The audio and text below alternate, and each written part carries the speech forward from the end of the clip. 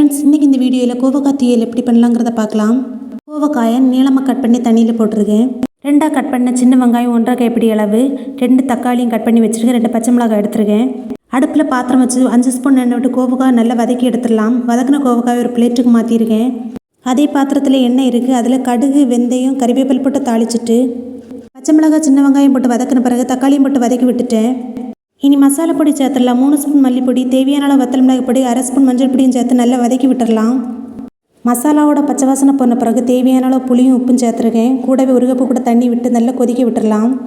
இப்போ நல்லா கொதி வந்த பிறகு வதக்கி வச்ச கோவக்காய் அதில் சேர்த்துருக்கேன்.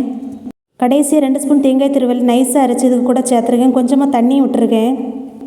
இதை நல்லா கொதிக்க விட்டு எடுத்தோம்னா டேஸ்டியான கோவக்காய் தீயல் ரெடி ஆயிரும். நீங்களும் செய்து பாருங்கள். இந்த வீடியோ உங்களுக்கு பிடிச்சிருக்குன்னு நினைக்கிறேன். இந்த வீடியோ பிடிச்சிருந்தா என்னோட சேனலை லைக் பண்ணுங்கள், ஷேர் பண்ணுங்கள், சப்ஸ்கிரைப் பண்ணுங்கள், மறக்காமல் கமெண்ட் பண்ணுங்கள், பெல் ஐக்கானை கிளிக் பண்ணுங்கள். வீடியோ பார்த்ததுக்கு நன்றி.